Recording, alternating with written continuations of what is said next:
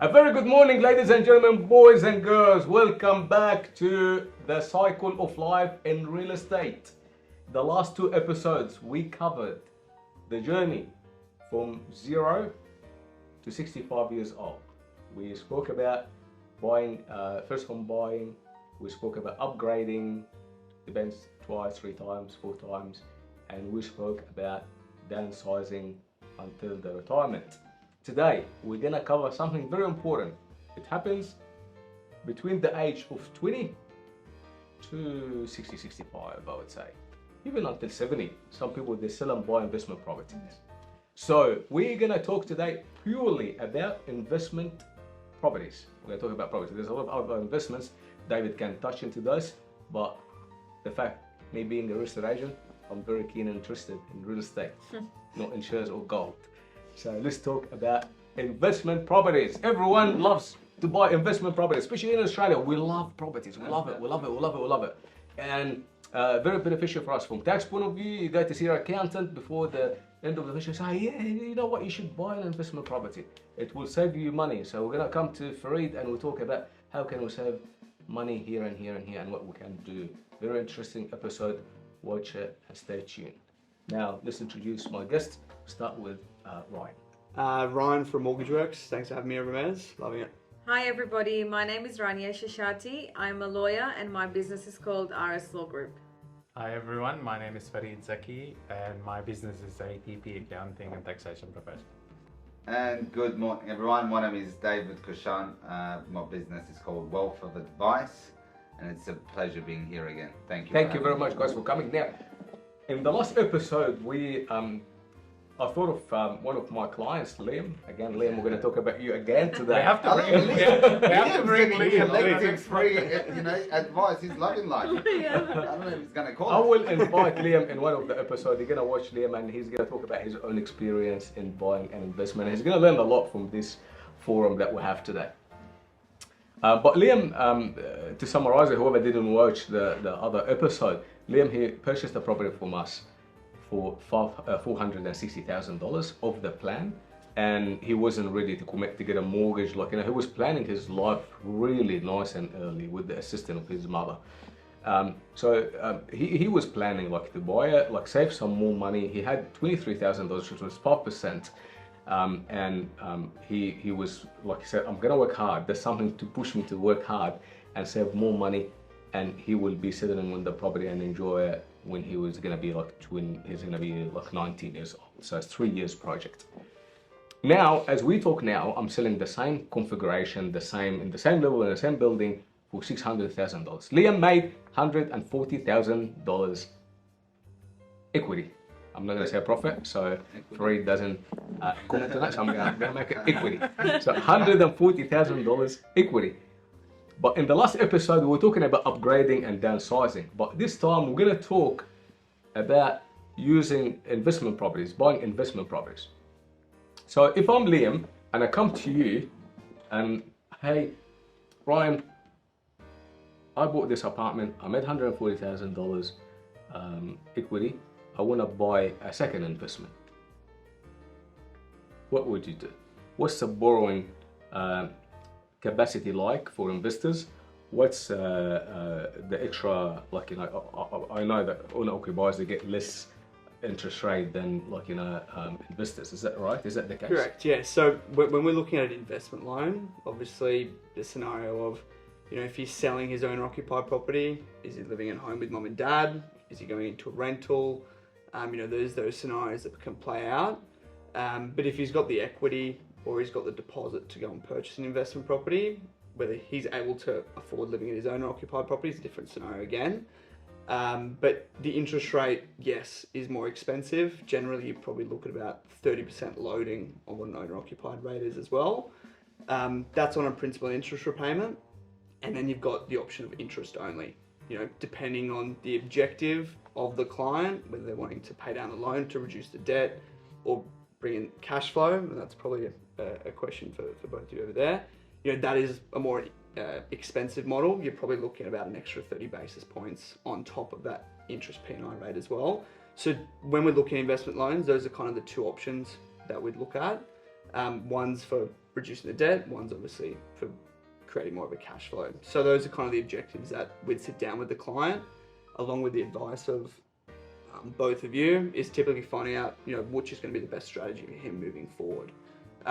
Once he's, got his advice, then obviously you can start looking at properties. You find out, based on your contribution, what is his maximum purchase price. The first home buyer stuff's gone, so he's got expensive LMI.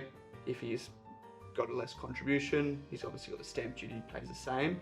But that investment property will allow him to not just look on a state base for your first home buyer, but he can look, federally as well. So he can look interstate, look at other states, and his options quite wide. So those kind of initial conversations are just around finding out what his objectives are, why he wants to buy an investment, where he's looking, how much he needs, and then kind of, the application process and everything is quite similar. But it's finding out, why does he want to do it, where does he want to buy, how much does he need, and then really navigating him through the process, but really making sure that he's getting the right advice and that, he's using his equity or leveraging against that to buy something that's going to get him to do what he wants to do. And whether he wants to sell his owner-occupied property because he can't make the repayments and put his money elsewhere, he's got that option as well. So that initial conversation is figuring out why, where and how I'm going to do that. That's the key conversation that we have with the client when they're looking at that option of an investment property. Well, I think investors have more luck in borrowing. Definitely. More luck in borrowing more than first home buyers, in terms of they don't have to have 10% deposit or 20%. They can use equity, right? I don't have to give you a deposit. I don't have to work for a year or two to save like $50,000-$60,000. You can use my current equity. So if I'm Liam and I have $140,000, I'm gonna go and see you and say, hey, get me a loan, right? I got $140,000 Correct. deposit, like equity. Yep. So do the bank like investors now? Like they're nice to investors, they give them money, or they don't? Like, they keep changing. Yeah, it depends on the situation. There's so many different variables that play into that scenario. Yeah. But because obviously the rental yields are quite higher, the borrowing power is stronger. The banks, just so the audience at home knows, is if you're receiving $500 a week on an investment property, the bank will actually take 80% of that income. Now banks are actually changing their policy, and now they're taking 90% of the rental income for a weekly rent. So people's borrowing power is exponentially growing based on those policy changes. They take 80. Some lenders, depending on the security, will take 70, and then some lenders now have just changed their policy to 90%. So the banks are now lending you more. When is that changing? Look, it's already changed about 3 to 4 months ago. So that's about, and that's major lenders as well. Around March 2023. So whoever watching, because that's March time related. 2023. Oh yeah, that's a couple of months ago. Got a question, if that's okay. That's a tenant rental income. There's a lot of Airbnb being rented nowadays. Yeah, short term. How is that different? Yeah, so you've got your short term rentals assessed completely differently. They're different. Banks have specific policies around short term tenancies, and then you've got your standardized tenancy agreement, which is your long term rentals. And is it different from banks to banks? It is very similar, but each bank does have their different policies around a short-term tenancy and a long-term tenancy. So it's just dependent on the lender and the structure and what you're wanting to do. Are you seeing more of it nowadays? Area dependent. Like majority of the business that we see is long-term rentals, but in those holiday destinations, those beach locations, there's obviously a lot of short-term rental stuffs, and the way that's assessed is completely different. You're not looking at agreement, you're looking at your tax returns. There's a few complexities that go because it's not consistent. No, it's a thing. Seasonal. Seasonal. How do they assess it? Based on last financial year or 2 financial years, or how do they assess it? Based on your last financial year. Yeah, because you can rent it for a really high rent, but in the seasons only. In COVID and those periods, it was very hard to everyone was on a holiday at home. Rania, investors. Yes. From legal point of view, they have like difference from buying a property to occupy. Examples, land tax. Yes. What's the land tax certificate that you require from the vendors before they settle, or land clearance certificate? Yeah. So the number one question I ask a client is, why are you selling this property? And they will say, oh, it's an investment, I want to get rid of it or something like that. So then I know that it's not owner occupied and there is potential for land tax to be triggered on this. So a land tax clearance certificate is a certificate that we order, which tells us whether there is a land tax charge on that property or not.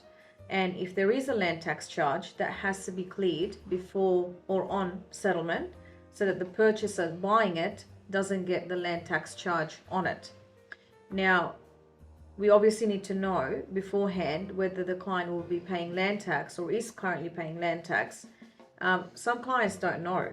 So to be safe, we'll just put adjustable on the contract so that it can be adjusted, which means that the purchaser will pay a portion of what the vendor is paying on the land tax.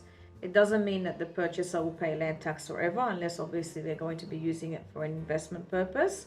But basically the clearance certificate is our is the number one indication of whether land tax is or is not payable on the property. I had one last week where I ordered a search. It came back with a charge.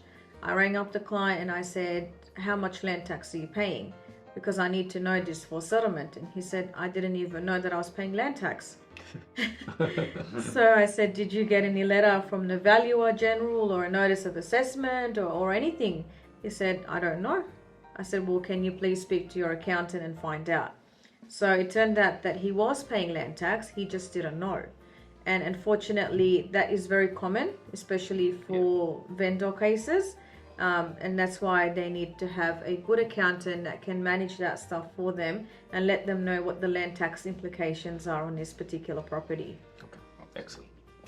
Now, Farid, you will play a very important role in this scenario of buying an investment property, because if I want to buy an investment property, first thing I'm going to think of is my accountant. How did I go last year? How much did I make? Because my broker asked me the same question, like I'm not sure. Maybe I'm confused with my taxable income so if I want to buy a property, I'm going to go to my accountant and I'm going to ask him, will I buy it under my personal name, my wife's name, my kid's name, my company name, or a company or structure? How would you structure, how can I buy an investment property? Okay, so actually that's a very big question, Ramesh, and we probably need a special episode for that. All yours today, Farid. All yours. But look, I'll run it very basic. I think the first part, before we make a decision, what name do we put it in? We need to look at what is the projection for that property.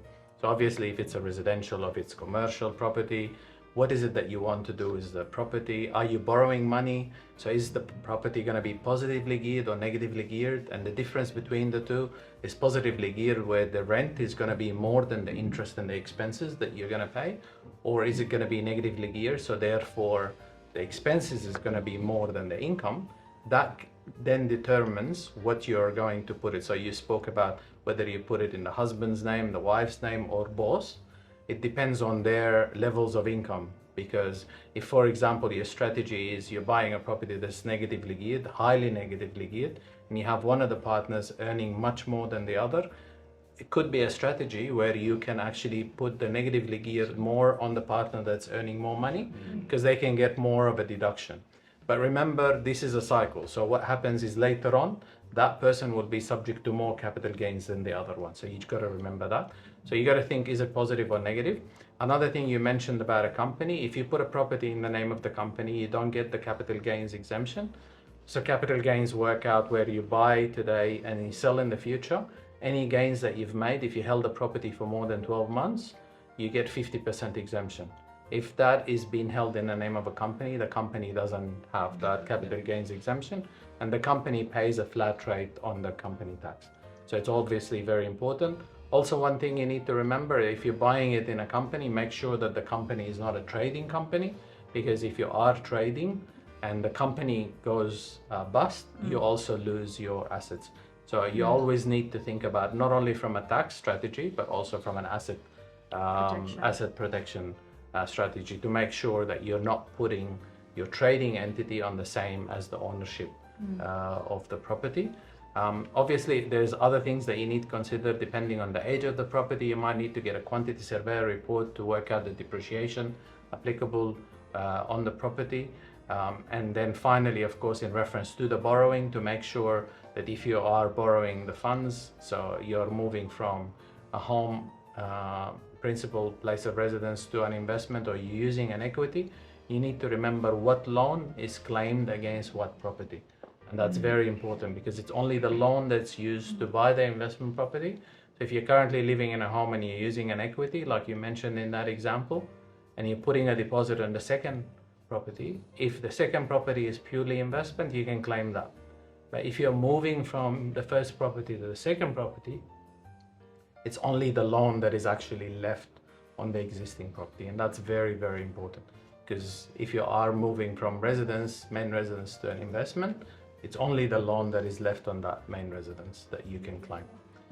But obviously there's so many strategies that you need to combine with your income. How are trusts for holding properties?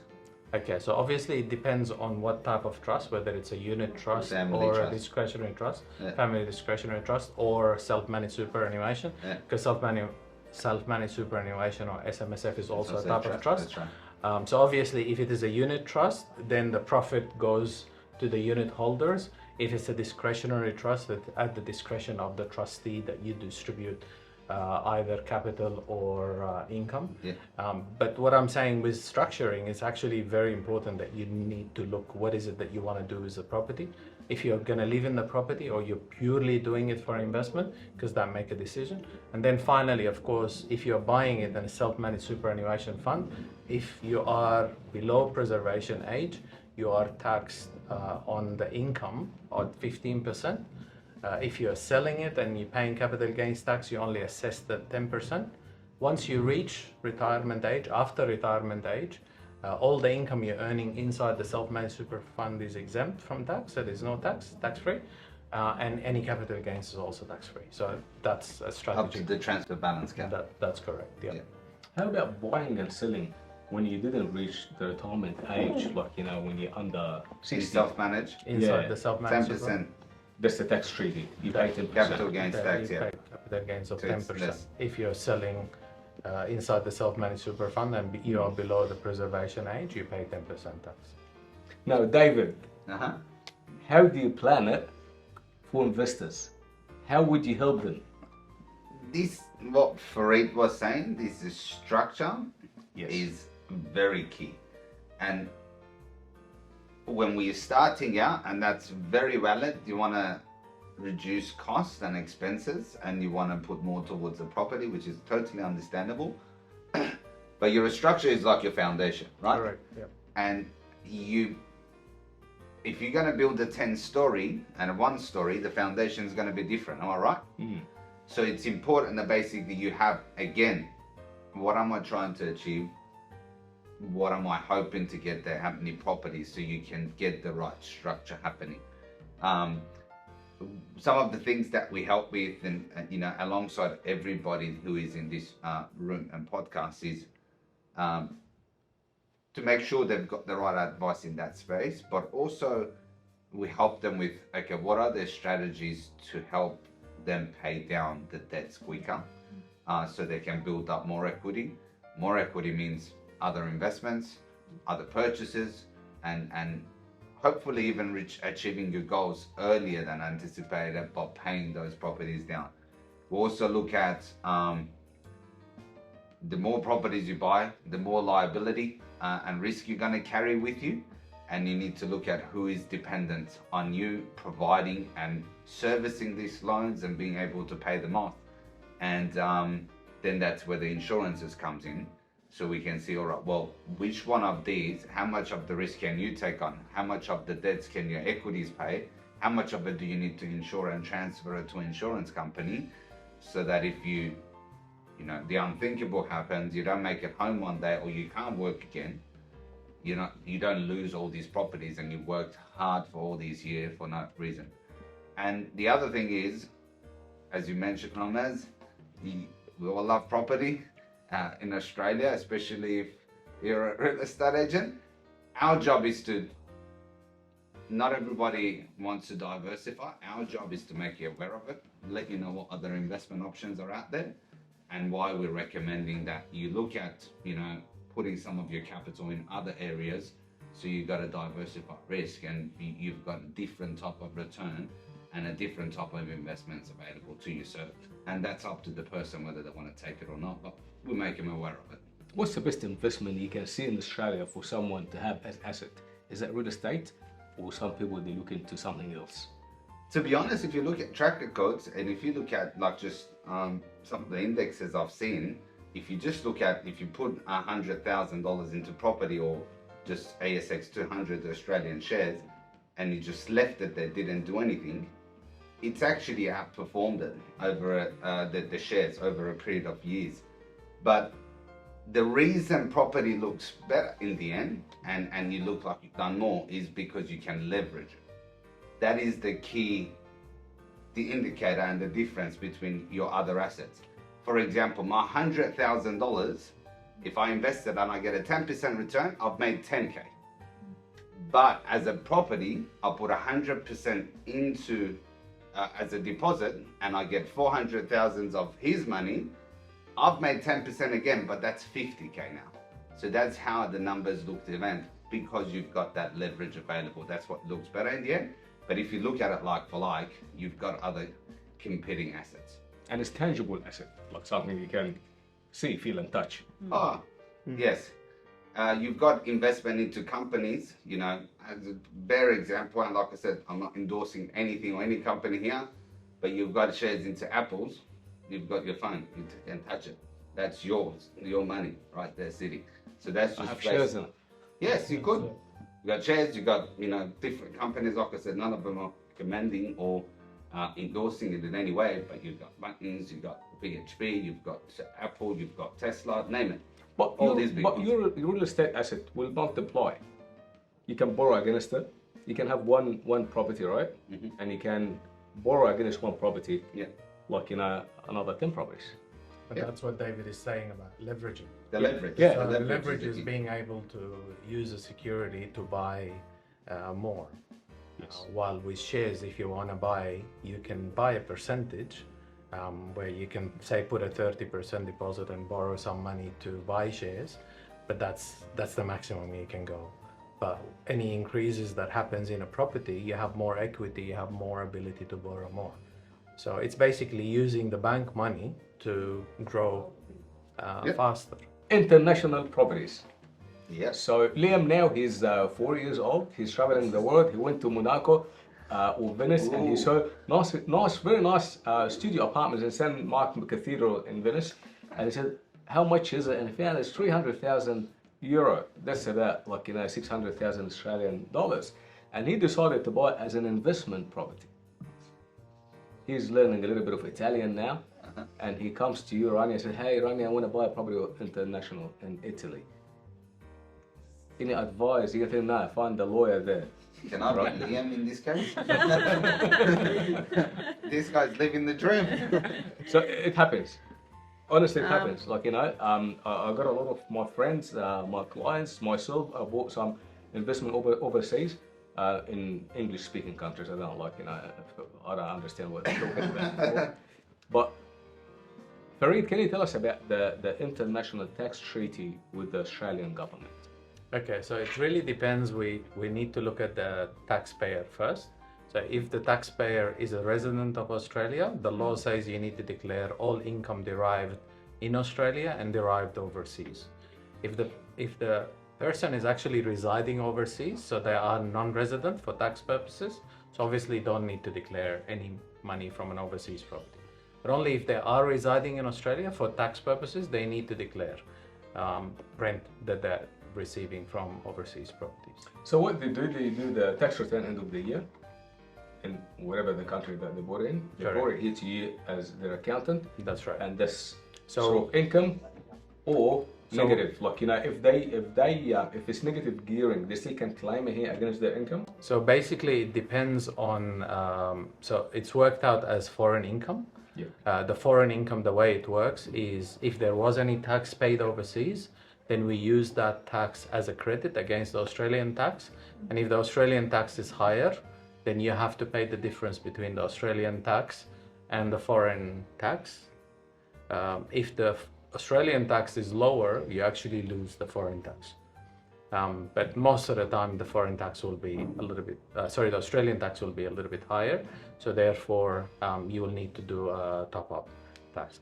In reference to negative gearing, if it's costing more money, then that can be offset in those. But remember, the question is the person a resident of Australia? Yeah. Because it really needs to be that. They can't be residing overseas. If they're residing overseas... We're talking about Australian, that's right. Australian investors. So That's we had a whole correct. episode about Australian investors, whether they buy here in Australia or overseas, or even interstate. Yes. Are there different tax treaties in So different states? interstate is different because interstate income tax is a federal tax. So it doesn't really matter if you buy property in Sydney or you buy it in Queensland or Tasmania or all of that, because at the end of the day, it's all income tax is a federal tax.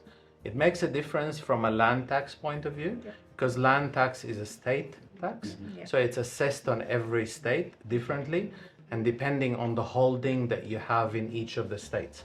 So if you have 2 properties in, say, New South Wales and 2 properties in Queensland, when it comes to land tax, the Queensland property is assessed under the Queensland office revenue, and then the one in New South Wales is assessed at the New South Wales office revenue. I had one of my clients who was very upset because he pays land tax. So he said to me, why do I have to pay land tax? I said, let me ask for it. Why my client has to pay land tax? Why? Okay. He owns the land. Why he pays land tax? So land tax, basically you get a threshold. When you are below the threshold, you don't pay. Any holding that you have in New South Wales, apart from your home is exempt from land tax. Also, there is other exemptions if you have a primary producing property, so therefore like a farm, that's exempt. And if you have a childcare, that's also exempt from land tax. But any other investments is subject to land tax. Of course, the New South Wales government raises money using land tax to pay for infrastructures to do with New South Wales, to pay for roads, to pay for schools, to pay for hospitals and things like that. So that's what the money is actually used. So would you advise one of your clients, instead of you buy a house as an investment, buy a farm, or buy a business, or buy a childcare so you don't pay land tax? Only on the property. We're talking about the property here. We're not talking about the business of a childcare. I can be, as an investor, buy a business, right? Like not like as a daycare center, like for example, as a real estate. I buy it and I rent it out. That's an investment property, commercial, a shop, and I rent it out. From borrowing point of view, is it a lot harder to borrow against, like for a commercial investment property? Yeah, I mean the metrics are completely different because obviously, you know, the way that you get assessed for a residential mortgage is one way, and the way that you get assessed for a commercial property or a business is a completely type different lending. So at the moment, obviously with rates increasing, yes, the answer is yes. It's definitely a lot harder to get funding for that. Hence why there's such a big growth, market share in private lending and lending against the asset rather than the actual business metrics itself. So how much deposit do you need to buy a commercial property? Between 20 to 30%. As an average baseline, yeah. If I was to take the average of the lenders, between 20 to 30% is how much deposit you need. I also heard that to pay the repayment of the loan needs to be assessed based on 15 years, not 30 years as residential. Is that correct? Case by case, some lenders will do 30, some lenders will treat it as a residential, some will do 12 months, it's lender by lender. But yes, generally it is shortened than a standard 30-year residential mortgage. Does the commercial contract look different from the residential? Yes, it does. What's the difference? How long time's it been? It's more Because work, it looks that's different for sure. us, like the agency agreement for commercial is different from the residential. Yeah. The charges and like everything looks different from the residential. So There's a lot more to consider. yeah. So if you're, for example, looking at purchasing a business, you'll be looking at a contract to purchase a business. Nah, I'm talking about real estate only. Leave the Commercial business. The property. business is Commercial property. One, the commercial property. Yeah, so there's But you obviously still have the SWOT diagram, you still have the section 149 or section 10. 10.7, yeah. So there's the same documents in there, but some of the special conditions will vary, given that it's obviously commercial. So your GST, your land tax, settlement adjustments. So that could all vary. Handover and all of that stuff. Yeah. Why do they have to pay GST on commercial, not residential? So residential is what we call input tax. Yep. So when they came up with the GST Act, they decided that they didn't want to include residential property inside the GST Act. So therefore, if you sell an input tax, apart if it's a brand new, if it's a brand new and the builder is selling, they have to charge GST. But it's from mom and dad to an investor or an investor to another investor, there's no GST. With commercial property, because it's part of furthering their enterprise, so it's part of the GST net, so therefore the sale of that property will be subject to GST. But remember, if the person is, say, for example, selling the business as well as the property, they could have what we call a going concern exemption if they are passing on the business. So you have this office, for example, that's running as a real estate agent, and you own the property and you own the real estate agent. I come and buy the business and the property from you. If I'm taking over the business as well as the property, there could be a position where I could get a going concern exemption. That also applies if there is a lease attached to the contract. Correct. And that's very important. In most commercial properties, there is a lease. You have a lease. Yeah, That's so right. you need to know what the terms are, what the rates are, who is the agent, and whether that's going to trigger the GST component of a going concern. Correct. Correct. Yeah. But if they're paying GST, they can get it back, right? Most of the time, if it's a commercial property, yes, they will get that back. If it's a residential property, they're buying a brand new property and they're living in it, they can't get that GST back. But yeah, if it's a Normally the commercial builders and developers, they pay for the GST, they can't charge the client GST. That's so correct. the price is going to be built in within the Correct. GST. Yeah.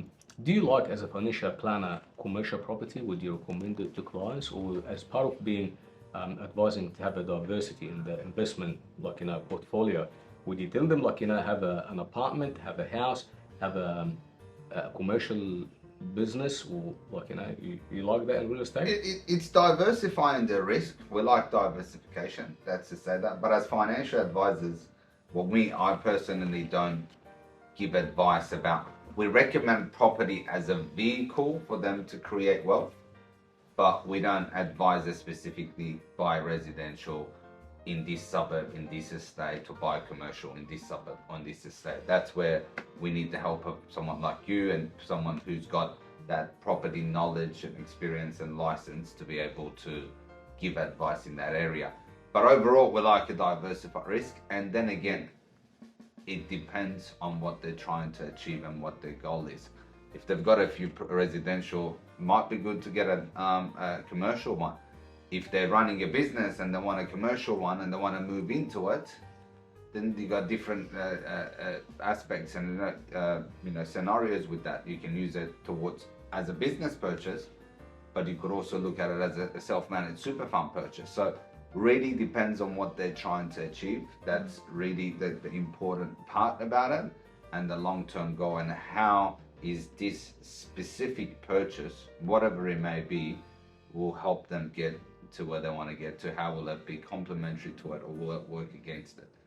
When you look at the overall strategy, we look at the numbers at the end of the day, and we can help them with that.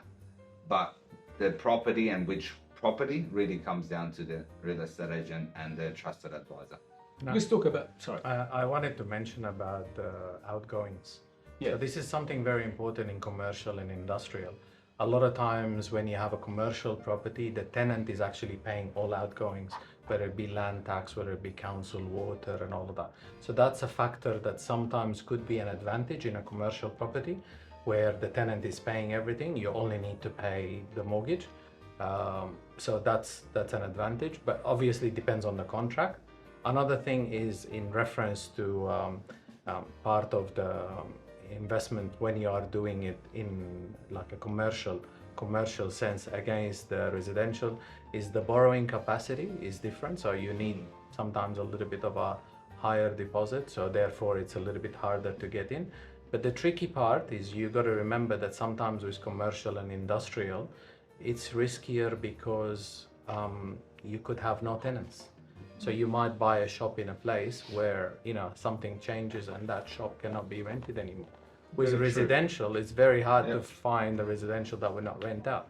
You can just Right. reduce the rent and you'll definitely, because there's a place that they need to. Very So obviously you need to look at the risk Right. factor to make sure that, you know, what is it that, you know, what's your risk appetite? What is it that you are trying to do? And obviously another factor is GST. When you're buying a commercial property and you're renting it, if your income is over 75,000, you might need to be registered for GST, and you have to do business activity statement every 3 months and all of that. While if you have a residential, even if your income is more than 75, it's not subject to that. So I think you just got to That's factor. very true. factor Weigh the that. risk and see which one is going to be the best investment for you.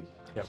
What you mentioned, Farid, is very, very important, and that's what we see all the time. If you buy the right investment property as commercial, can be a great investment, can be absolutely great investment. As Farid said, they pay everything, the tenants for you, pay GST outgoings, and the tenancy you get is going to be long-term tenant. Correct. So the tenant can stay there for 10 years, 20 years, 30 years. You can have a Maybe, long-term maybe lease. I die and the tenant's still there. Correct. It could happen. Correct. But if the tenant leaves, the vacancy rate in commercial, depends on the location and the area, of course, can be lengthy. So you can weigh the risk. And that's another area that's been impacted by COVID. Correct. In COVID, that changed completely. A lot of Yeah. the businesses and offices in the city CBD, like Are there's empty. like a ghost town. There's nothing. There's like until now they're starting to recover because the mindset in commercial now, like I can do the same work I do from the office from home. I will save 2 hours travel, and I'm still gonna do a great job. And like I save distraction from the offices when you sit down and you see your colleagues and they get you breakfast in the morning and they give you Yeah. some dessert. But then it has a ripple effect on other things, like your local coffee shop that you used to buy coffee Yeah. from Correct. has now had to shut down because there's nobody buying coffee from them. Absolutely. That's diversification. That's what you like it, because COVID, if you looked at it, if you had all commercial properties, you would have taken a bigger hit. If you had all residential, you would have done better. Probably, really just depends on it. But if you had also assets invested into, you know, let's just say, what are the things that were like restaurants and hospitality, that would have been impacted a lot more. But if you had investment and assets in technology and healthcare, you would have made a big buck. So when you diversify it, you're more likely to get some end of a good bargain when things go wrong. And you just, nobody knows what the future is. Look, I tell you something. I think COVID was a good opportunity. I personally like COVID. COVID was good.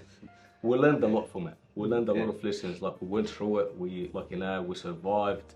A lot of opportunities came out of COVID. Like all the technology that we're using now. You don't have to travel for 2 hours to have a meeting. You can do a Zoom meeting. There's a lot of things that came from COVID, which is good.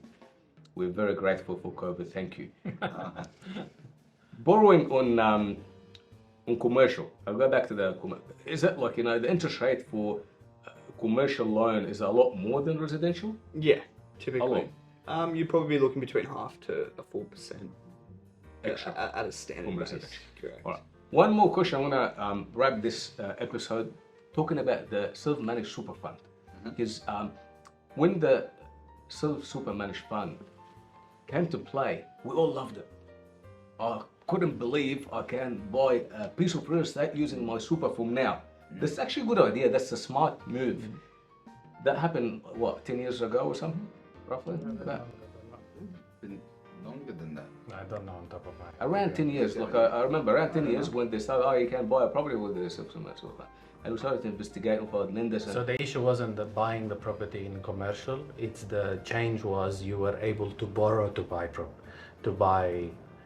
property inside self-managed. So it's super always fund. been like So you you can use always the super were fund to allowed to buy. have property in self-managed super fund. It's just you were not allowed to borrow to. Uh-huh. Please And correct me. it's, yeah, correct. So you've got the borrowing capacity and it's direct property. So it's the property at this particular address that you're investing in. your super funds has always have exposure to properties, listed and non-listed commercials and infrastructure, things like that. So you probably, if you don't have a self-managed super fund, you've got a property exposure. It's just not direct than your own property. It's which not is some- self-managed. You can do that through the So self-managed just allows you to buy the property you want, residential or commercial. It has to be for investment purposes, so you can't live in it. You can't, like family, live in it. It has to be done in arm's length. So what self-managed super fund allows you is to borrow to have a direct property investment. Nice. And the key of the success here is the capital growth. And people, when they invest in buying a property, they hoping that within 10 years the property is gonna double in price or increase in price, whatever the increase, 30%, 100%, whatever it is. That's everyone in their luck. The only difference is inside self-managed super fund, you can't use the equity that you have generated in that property as a deposit for another property. Each property you cannot. You can if it's an investment and under the same super inside fund. self-managed superannuation fund, each property is on its own. Okay. Set and forget supers. Yeah. Yeah. So even if you want to use it for investment and you have a portfolio under the same arrangement with the super fund, you can use it. So you can save cash as part of your contributions, or if you have other investments Offset like you've got accounts. dividends and things like that, you can have that as a deposit for a second property, but you cannot use the equity that you have to buy another property. So that's the main difference. Even for super fund as well. Yes, inside the super. This is the inside a self-managed super fund, yeah. So what would you do, like if you decided, like you want to have a second property under the super fund and you have? So that's one of the reasons that there is guidelines around having a higher balance in super fund, because you locking up some of it in a deposit and then buying it, but you also want to have other investments there to diversify it, to make sure if something goes wrong, you've got good enough cash and things like that to be able to cover the rent and things as such. Now, if you build on what's other than the property and what you put for the property, if you build on the rest of your investments, should it be shares, should it be term deposits or bonds or anything as such, once that grows, you can look at potentially considering another property with the other accumulated funds that you have there. Can I sell it? Yes, you can. Can the money has I to use go- the money when the money comes back to the super? Can I buy two properties? Yep. So that's As long as the money comes back to the super fund. comes back to the super, come back to the same bucket, and then you can buy You two can properties. upgrade. Correct. And you pay capital gains at a rate of 10% if you are below pension And you're age. probably going to have more because you pay 10%. Yeah. Not, with the 50%, right? Well, Thereabouts. technically, yeah. Once you work out the 50%, It depends how much. you pay. And the it right, tax right, benefit right. applies to Exactly. both self-managed super fund and outside, But right? it's still 10%. So Yeah, it's, but you have to hold it for 12 months yes. to get any type of this. Yeah. Yeah. How much deposit I need to put, like in the super fund to borrow? Yeah. 50% still, or Yeah, between 50 to 60% generally as a standard baseline is what you require. 50 to 60% as a deposit to buy a property inside a self-managed super fund, yeah? Correct. Yeah. Rania, is that different contract to buy under the super managed super fund? Or? The purchaser entity name would definitely be different. So you need to make sure that it's the correct name. And you need to make sure that the authorized person is the one that is the holder of the self-managed super fund, and they're the person that have the legal capacity to enter into this contract. And if they're borrowing money, remember they have to create a bare trust. Yeah. The bare trust holds the relationship between the self-managed super fund and the bank. So it's very important. So it's a different entity apart. So self-managed super fund is a type of trust, and usually we would recommend have a corporate trustee, because the trustee is the entity that gets sued. So you never should have a personal trustee. But if you are borrowing money, you need to create a bare trust, and that bare trust holds the relationship between the self-managed super fund and the bank or the lender until it's paid off. You then transfer it to the self-managed super fund. The way that it's done like this, so to protect the other assets inside the self-managed super fund from the lender. So the lender can only access the property that they have the loan against. They cannot access any of the other assets of the self-managed super fund. And the super fund would be the entity that's ultimately liable for the solicitor fees the council rates, water rates, strata rates, anything to do with the upkeep and maintenance of the property. So they need to make sure that there is enough super contributions going in, because you can't default on that under the super fund at all. So it's a very serious And hence liability. why you have a high deposit. Yeah. Because you need to have cash. And it needs to be cash flow positive, right? Correct. Yeah. Self-managed super fund can't purchase a property overseas. I don't believe so. They actually can. It's- No, they yeah. can, but they can't borrow against Yes. it from overseas. Yeah, they probably won't be able to borrow, but the reason people go self-managed super fund is because they want to have control into their own investments. They don't want to be restricted to the approved investments of a particular super fund. So I think if it's within their investment strategy and depending on basically the situation, it may be possible. But it has to be investment. It has to be. Yeah, nobody related to you by blood or marriage can live in that property. The only time you can rent it to yourself is that if, say, you buy a real commercial property like an office space or a factory unit, you can buy that under self-managed super fund and have that rented to your company. But it cannot be residential. You cannot live in it even if you have to pay rent. Anybody related to you by blood or marriage cannot live in it. Oh, well, I didn't know that. That So has to be if investment. someone's cousin want to live in the investment property, they're not allowed. Well, the law even says even you if they pay rent. Yes, that's right. If it's residential. If it's residential. Commercial, different Commercial is story. business, two different entities. Yeah. Excellent. It's very interesting topic. Thank you very much for coming. Ladies and gentlemen, thank you for watching. Investors, I hope that you learned something new today. And if you have any question for any of us, our names are here in the screen. You can contact any of us or send us an email. Thank you for watching and have a wonderful day. Thank you. Thank you. Bye-bye.